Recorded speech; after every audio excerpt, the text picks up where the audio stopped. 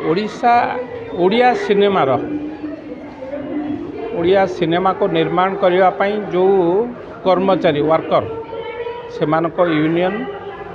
आज 11तम चलचित्र पुरस्कार उत्सव एठी अनुष्ठित करुथिले। ओडिशार कला संस्कृति की बढ़ाइबापी ओडिशार कला संस्कृति की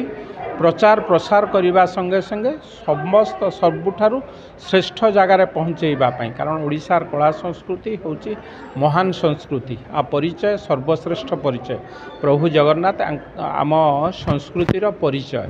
प्रभु जगन्नाथ को नहीं आमे गर्व अनुभव करूँ से संस्कृतिर जिते प्रचार प्रसार होची से चलचित्र हो यात्रा हो बा ता संबंधी जो कलाकार माने अछंती कर्मचारी माने अछंती समस्त को लेकिन आमे गर्व अनुभव करूँ। एभली एक उत्सव रे मु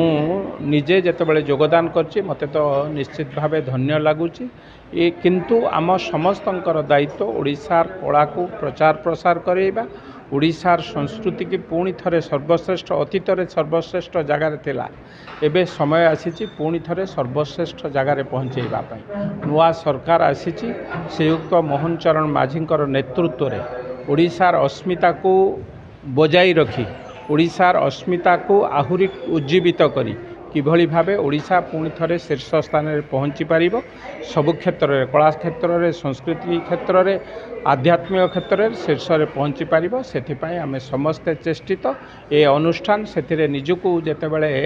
सामिल करिछि बा ए अनुष्ठान ताधीरे गोटे बर्ती होइछि निश्चित भावे अनुष्ठान सांगरे आमे अछु ए अनुष्ठान को आहुरी उत्तर उत्तर उन्नति कामना करइबो अनुष्ठान आगु को आउ दीपद